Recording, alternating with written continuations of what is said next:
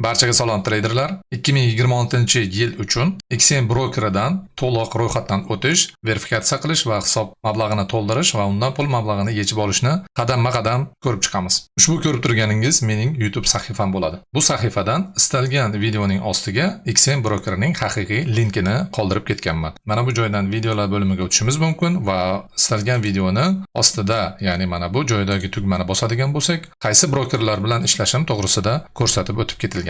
Va aynan mana shu joydan ikkinchi o'rinda turibdi, mana bu joyda, qaysidir joyda birinchi o'rinda bo'lishi mumkin.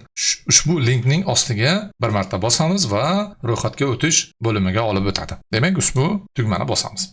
Va bizni mana bunday oynaga olib o'tadi. Bu joydan biz tilni o'zgartirib olishimiz mumkin bo'ladi. Demak, o'zbek tiliga o'zgartirib olamiz. Birinchi o'rinda turgan qaysi davlatda yashashimiz, agar O'zbekiston bo'lsa O'zbekiston, boshqa davlat bo'lsa, demak o'sha davlatni belgilab qo'yishimiz kerak bo'ladi. Ikkinchi o'rinda turgan elektron manzilimizni bu joyga yozishimiz kerak bo'ladi. Elektron manzilni yozib oldik, keyingi o'rindagi katakchada parolni o'ylab topishimiz kerak. Mana bu joyda ko'rsatib qo'yilgan qanday tartibda yozilish kerakligini. Ushbu parol bu shaxsiy kabinetingizga kirish uchun kerak bo'ladigan parol hisoblanadi. Hisob raqam paroli esa albatta boshqa bo'ladi. Demak, parolni yaratamiz. Parolni yozdik, mana bu joyda hammasi yashil pitichka bilan belgilab qo'yildi. Demak, bu bizga yetarli bo'ladi. Ana endi eng asosiy muhim joyi, hamkor kodingiz bormi deb sizdan so'rayapti. Bu yerga kiriting yozuv ustiga bosiladi va bu joyga Gold FX ushbu ko'rib turganingizni yozib qo'ysangiz, sizga XM brokeri tomonidan taqdim qilinadigan barcha bonuslardan foydalanishingiz mumkin bo'ladi. Hozirgi kunda mana bu joyda ko'rishimiz mumkin, 100% gacha bonus taqdim etilyapti. Bonuslar to'g'risida albatta alohida to'xtalib o'taman. Va undan so'ng ushbu joyga ptichka qo'yib qo'yiladi va ro'yxatdan o'tish tugmasini bosish mumkin bo'ladi. Ushbu joyda aytayapti, sizning elektron manzilingizga xabar yuborildi. Elektron manzilga o'tib, shaxsiy kabinetimizga o'tib olishimiz mumkin bo'ladi. Elektron manzilimizga ushbu ko'rinishdagi xabar keladi va mana bu yashil tugmaning ustiga bosishimiz kerak bo'ladi. Elektron manzilga kelgan xabar orqali shaxsiy kabinetimizga kirib oldik. Ushbu shaxsiy kabinetimizda kerakli bo'lgan ma'lumotlarga sizlarga qisqacha tanishtirib o'tib ketaman. Kerak bo'lsa tanishib olishingiz mumkin bo'ladi yoki to'g'ridan to'g'ri bu shaxsiy kabinet to'g'risida ma'lumotga ega bo'ladigan bo'lsangiz, ekranga joylashtirib ketaman qaysi minutdan asosiy ro'yxatdan o'tish boshlanishini. O'sha minutdan ko'rib ketishingiz mumkin bo'ladi yoki shu joydan ko'rishingiz mumkin bo'ladi. Bu joyda ko'rib turibmizki, bizning shaxsiy ma'lumotlarimiz to'liq hali yuklanmagan. Mana bu joyda yozuv chiqib turibdi. Va mana shu joydan boshlab ro'yxatdan o'tishni yakunlashimiz mumkin bo'ladi. Demak, bu joydan savdo hisob raqamini qanday ochilishini biroz ko'rib chiqamiz. Ushbu joyda ko'rib turibmiz, haqiqiy savdo hisob raqami, ya'ni balansi ham 0 turibdi. Chunki bu albatta yangi hisob raqam. Bu joydan istasangiz qo'shimcha savdo hisob raqamini ochishingiz mumkin yoki mana shu savdo hisob raqamini ham to'ldirishingiz mumkin bo'ladi. Barcha ma'lumotlar esa ushbu joyda ko'rsatilgan. Demo hisob raqami ham xuddi shu joyning o'zidan yaratilishi mumkin. Demo hisob raqamini ochib ko'ramiz. Demak, mana bu joyda plus tugmasini olib boradigan bo'lsak, yangi yozib qo'yilgan. Ushbu yozuvning ustiga bosamiz, demo hisobini ochamiz. Birozdan keyin albatta real hisobini ham ko'rib chiqamiz. Buning uchun albatta biz shaxsiy kabinetimizni tasdiqlab olishimiz kerak bo'ladi. Ungacha esa biz demoda ko'rib chiqamiz. Mana bu joyda MetaTrader 5 yoki 4 ni tanlashingiz mumkin. Bu joyda esa biz 5 ni tanlashimiz mumkin. Demo hisob raqamida ikkita savdo hisob turi mavjud ekan. Birinchisi standart, ikkinchisi esa ultra low standart. Buni bir-biridan farqi faqatgina spreadda farq qiladi. Qolgan joyi bir xil. Ushbu joyda yozuvda ham ko'rishimiz mumkin bo'ladi. Bu joydan demoda albatta biz sinovda ultra low standartini tanlashimiz mumkin. Realda esa standartni tanlagan ma'qul. Negaligini albatta qo'shimcha tarzda tushuntirib ketaman. Sababi, agar siz qo'shimcha konkurslarga bonuslar olishni hisoblasangiz yoki bir aksiyalarda qatnashish uchun albatta hammasiga kerak bo'ladigan bu standart savdo hisob raqami bo'ladi. Ultra low standartda esa bu narsalar mavjud emas. Shuning uchun standart hisobda ishlagan ma'qul bo'ladi. Demak, bu joyda biz hozir demoda ochyapmiz. Demak, ultra low standartda davom etish tugmasini bosamiz. Bu joydan kredit yelkasini tanlash mumkin, qaysi valyutada ishlashingizni va balansni ham tanlash mumkin bo'ladi. Va davom etishni bosamiz. Ushbu joyda savdo hisob parolini yaratishimiz kerak bo'ladi. Bu parolni shaxsiy kabinetingiz saytingizga kirish uchun ishlatgan paroldan albatta biroz boshqacharoq, faqat esingizda qoladigan hisob raqam qilishingiz mumkin yoki parolni saqlab qo'yishingiz mumkin bo'ladi o'zingizga kerakli joyda. Bu ham shaxsiy kabinetga qanday ma'lumotlar so'ralayotgan bo'lsa, bu joyda ham xuddi shu narsani so'raydi. Kerakli ma'lumotlarni kirgizganimizdan so'ng mana bu joyda hammasi yashil pitichkaga aylanib qoladi va yuklash tugmasini bosishimiz mumkin bo'ladi. Va bizda ko'rib turganingizdek demo hisob ochildi. Birinchisi avtomatik tarzda ochilgan standartda edi, ikkinchisi esa mana shaxsan o'zimiz ochib ko'rib oldik. Ana endi bu joyda bizga kerak bo'ladigan o'ng tomondagi bu brokerning qulayligi, ya'ni aynan mana shu shaxsiy kabinetni o'zidan ham savdoni amalga oshirishingiz mumkin bo'ladi. Buning uchun mana bu tugmani bir marta ustiga bosishimiz kifoya, faqat faollashtiramiz. Ana undan so'ng sotib olish yoki sotish tugmasiga o'tib olishimiz kerak bo'ladi. Pastdan esa miqdor bo'yicha yoki lotlar bo'yicha belgilab olishingiz ham mumkin bo'ladi. Aytaylik, bu joydan 2 lot belgilashimiz mumkin yoki 1 lot istaganingizcha belgilaysiz. Pastda kerakli bo'lgan marjani ko'rsatyapti va bu joydan take profit stop lossni qo'yishingiz mumkin. Mana bu holatda yozib qo'yasiz va narxni o'zi avtomatik tarzda belgilab beryapti bizga. Bu joyda faqat narxni yozish kerak bo'ladi. Aytaylik, hozirgi holatdan sotib olish tugmasini bosamiz. Mana bizda bitim ochildi. Bu to'g'ridan-to'g'ri TradingView sahifasiga ulangan. Istasangiz bu joydan sotib yuborish tugmasini ham bosishimiz mumkin bo'ladi. Mana ikkita pozitsiya bizda ko'rinib turibdi. Stop losslarni, take profitlarni qanday qo'yishni tushuntirib o'tdim. Mana bu joydan time frame ni o'zgartirishimiz mumkin. Aytaylik, 1 soatlikka o'tkazib olamiz mana bu holatda va bitimni ochib yoki yopish shu joyning o'zidan ham bajarish mumkin. Istasangiz MetaTrader 5 yoki 4 platformasiga ulash uchun mana bu joyga o'tamiz va birinchida turgan savdo hisob raqamimizni ulash uchun mana yerda boshqarish tugmasi turibdi. Boshqarish tugmasini bosamiz va hisob ma'lumotlarini ustiga bossak, barcha ma'lumotlari kelib chiqadi bu joydan. Ushbu joydan serverni, login va parolni kiritamiz va MetaTrader 5 platformasiga ulab olishimiz mumkin bo'ladi. Buning uchun albatta bizga mana bu joydagi pastdagi tugmani bosadigan bo'lsak, eng pastki qismiga tushamiz va mana bu joydan platformalar bo'limidan MetaTrader 5 yoki 4 platformasini yuklab olishimiz mumkin bo'ladi. Aytaylik, mana buni ustiga bosadigan bo'lsak, bizni ushbu oynaga olib o'tadi va bu oynadan qaysi qurilmaga yuklab olishni xohlayotganingizni so'rayapti bizdan. Kompyuter uchun, misol uchun belgilaymiz va ko'rib turganingizday yuklandi. Yana qayta shaxsiy kabinetimizga o'tib oldik. Bu joyda bundan tashqari qo'shimcha bir nechta ma'lumotlarni ushbu joydan olishimiz mumkin bo'ladi. Misol uchun bonuslar bo'yicha ma'lumot kerak bizga. Mana bu joyda bonuslarni qanday olish to'g'risida to'liq ma'lumotlar berilgan. Aytaylik, eng asosiysi ko'p qo'llaniladigan bu albatta depozit bonus. Ya'ni hozirgi kunda agar siz ushbu link orqali aytib o'tilgandek ro'yxatdan o'tadigan bo'lsangiz, to'liq mana bu joydagi bonuslarga ega bo'lishingiz mumkin. Bu joyda aytayapti, $200 uchun 100% lik bonus beradi. Ya'ni $200 bo'lsa, sizga $400 qilib balansingizda ko'rinadi. Keyingisi $500 gacha bo'lgan bonuslar bu albatta 50% ga qo'shib beriladi. Aytaylik, siz $1000 depozit qildingiz va birinchi o'rinda sizga $200 qo'shib beradi va bundan tashqari $400 bonus qo'shib beradi. Umumiy sizda $1600 depozit bo'ladi. Qolganlari ham shu tartibda. Demak, bonus bo'yicha ko'rib chiqdik. Mana bu ikkinchi bo'limiga o'tamiz. Bizdagi hozirgi ochiq pozitsiyalarimizni ko'rsatyapti va keyingisini ham ko'rishimiz mumkin. Limitli orderlar bo'lishi mumkin.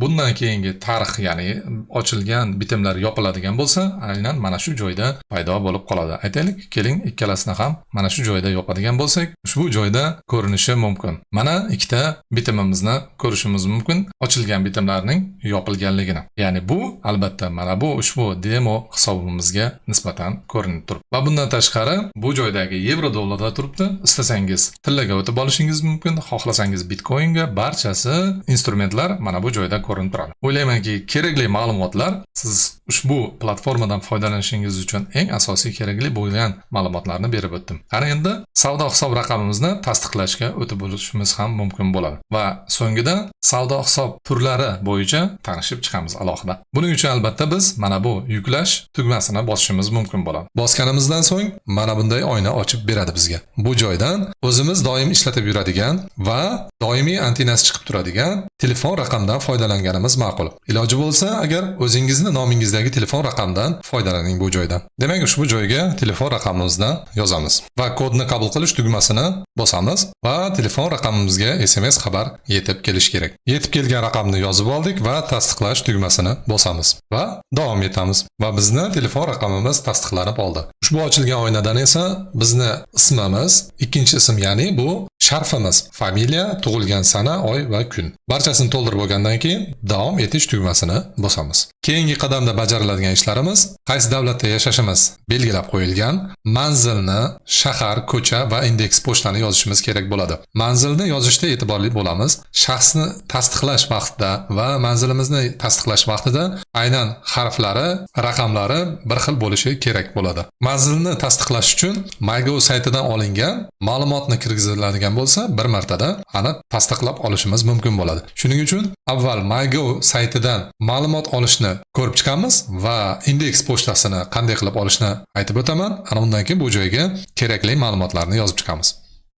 Demak, ushbu ko'rib turganingiz MyGov sayti hisoblanadi. Xohlasangiz ushbu holatda yoki oldingi holatidan ham foydalanishingiz mumkin bo'ladi. Ikki xil holati mavjud. Ushbu saytdan ro'yxatdan o'tgan bo'lsangiz yaxshi, xizmatlar bo'limiga o'tiladi va u joydan ma'lumot yuklab olinadi. Agar ro'yxatdan o'tmagan bo'lsangiz, ro'yxatdan o'tish tugmasini bosasiz va so'ralgan ma'lumotlarni kirgizishingiz kerak bo'ladi. Bu joyda pasport ma'lumotlari va telefon raqam so'raladi. Ikkalasini kirgizsangiz, bemalol o'zingiz shaxsiy kabinetga ega bo'lasiz, foydalanishingiz mumkin bo'ladi. Nafaqat brokerdan ro'yxatdan o'tish, balki boshqa narsalarga ham kerakli sayt hisoblanadi bu. Demak, kirish tugmasini bosishim mumkin bo'ladi. Demak, shaxsiy kabinetimga kirib oldim. Bu joydan barcha xizmatdan foydalanish mana bu joyda ko'rib turgan yozuvga ustiga bosamiz va yashash manzili bo'yicha ma'lumot olish tugmasini ustiga bosishimiz mumkin bo'ladi. Bu joydan esa xizmatdan foydalanish va yuklab olish tugmasini bosishimiz mumkin bo'ladi. Va ko'rib turganingizdek PDF shaklda yuklab oldi.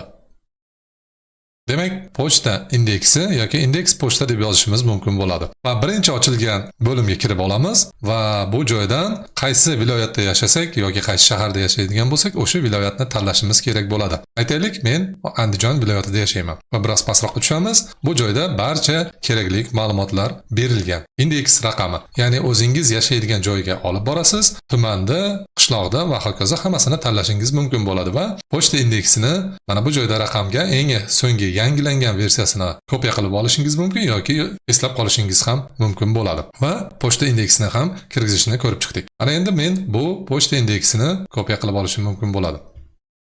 Demak, menda kerakli barcha ma'lumotlar bor va ushbu ma'lumotlarni yozib to'ldirib chiqishim kerak bo'ladi. Birinchi o'rinda manzilni yozaman. Aytib o'tganimdek, saytdan olgan ma'lumotimiz bilan bir xil bo'lgani ma'qul.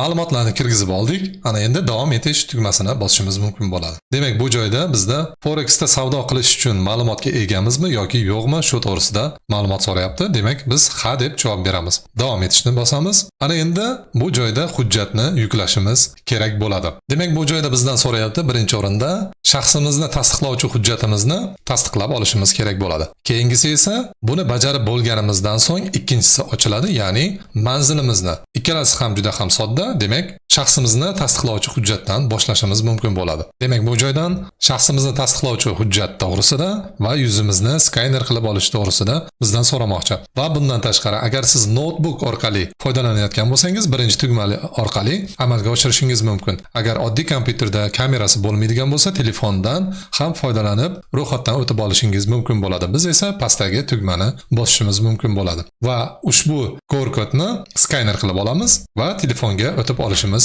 mumkin bo'ladi. Demak, qolganini telefon orqali amalga oshiramiz.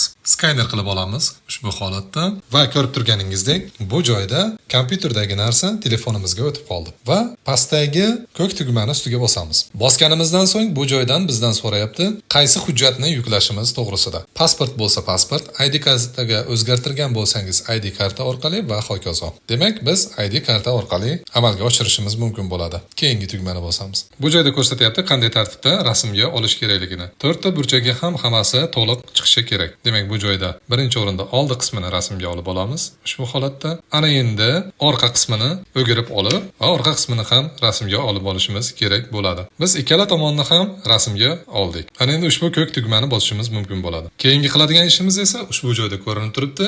Qanday tartibda yuzimizni skaner qilishimiz kerakligini. Skaner qilib olishimiz uchun ushbu ko'k tugmani bosamiz va yuzimizni skaner qilib olamiz. Va ko'rib turganingizdek, ushbu joyda bizni barcha ma'lumotlarimiz yuklandi. Ana endi ma'lumotlarni saqlash tugmasiga bosishimiz mumkin bo'ladi.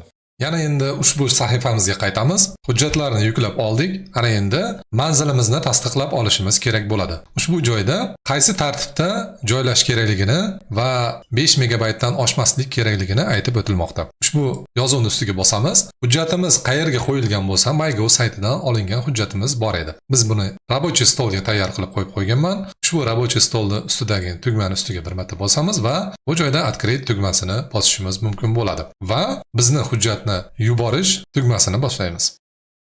Ushbu jarayon biroz vaqt olishi mumkin, sababi bizda hozir shaxsimizni va hujjatlarimizni tekshirib chiqyapti. Tekshirib bo'lgandan so'ng esa keyingi qadamga o'tkazadi bizni. Demak, shaxsiy kabinetimizga yana o'tib oldik. Ushbu shaxsiy kabinetimizda ko'rib turganingizdek, mana bu joydagi yozuv yo'q bo'lib qoldi. Ya'ni bu bizni savdo hisob raqamimiz to'liq tartibda tasdiqlandi. Buni bilish uchun mana bu tugmani bosishimiz mumkin, yuqori o'ng burchakdagi va mana bu joyda ko'rishimiz mumkin tasdiqlangan degan yozuv paydo bo'lib qoldi. Bu esa bizni shaxsiy kabinetimiz to'liq ish faoliyatiga yetib keldi degani. Va ana endi savdo hisob raqamlari to'g'risida qisqacha ma'lumot bilib olishingiz mumkin bo'ladi. Buning uchun mana bu savdo hisob raqamni ustiga bosamiz yana bir marta va pastdagi plus tugmasini bosamiz.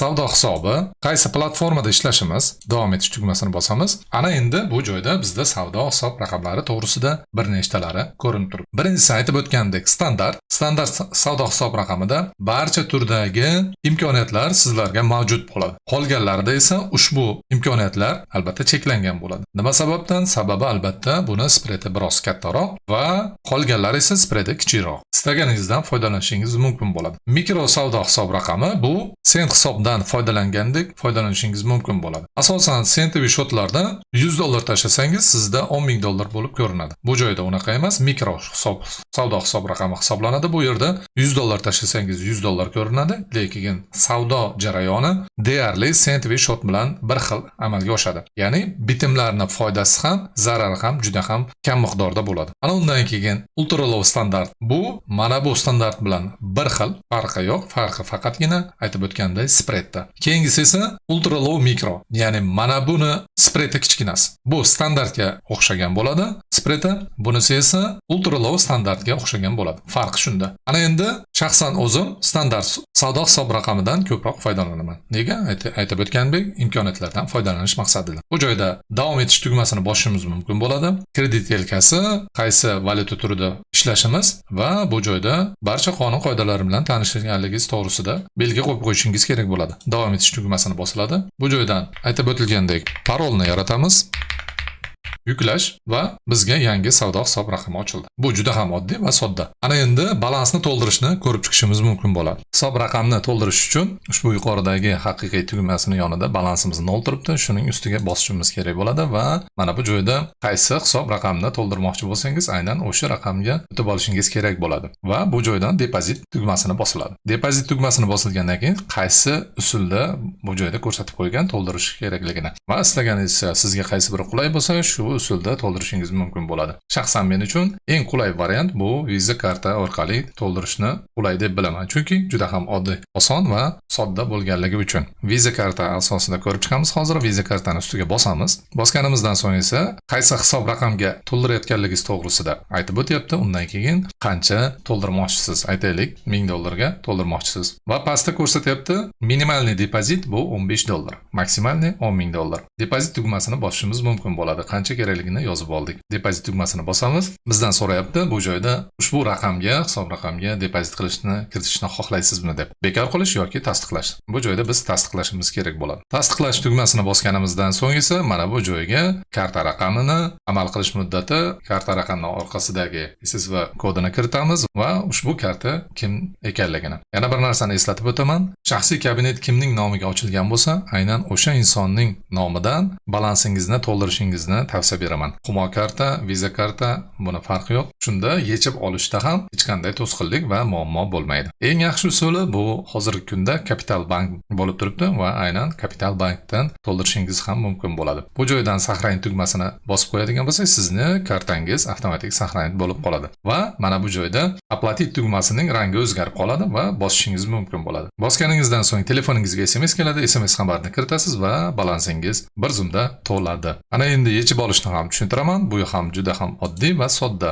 Aynan qaysi hisob raqamdan pul mablag'ini yechib olmoqchisiz, o'sha hisob raqamga o'tib olasiz. Ana undan so'ng yechib olish tugmasini bosasiz va qaysi usulda balansni to'ldirgan bo'lsangiz, xuddi shu usulda yana qaytib yechib olishingiz kerak bo'ladi. Biz hozir Visa karta usulida ko'rib chiqdik. Aynan Visa karta usulida balansni yechib olishni ko'rib chiqishimiz mumkin bo'ladi. Visa kartani ustiga bosamiz, depozit qilingan summa karta raqami saqlanib qoladi va mana bu joyda qancha miqdorda pul mablag'ini yechib olmoqchi bo'lsangiz, o'sha summani yozasiz va minimalniy summa $15, maksimalniy $10,000 va ushbu joyga pitichka qo'yasiz. Bizda hozir yozilmayapti.